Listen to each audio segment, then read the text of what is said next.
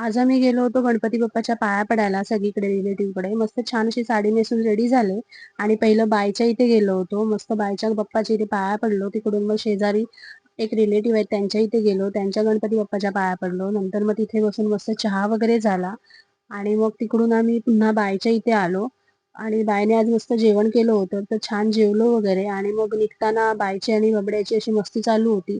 कायम आम्ही निघालो ना, की बायचं एवढूसं तोंड होतं आणि अक्षरशः रडकोंडीच येते आणि बघा कशी ताटा करते ती. नंतर मग घरी आलो आणि मग आमच्या इथे वाडीत ना आरती असते. आम्ही 4-5 घरात आरतीला जातो. तर त्यांनी असं छान डेकोरेशन केलं होतं आणि त्यांच्या इथली आरती एन्जॉय करा तुम्ही. बाय.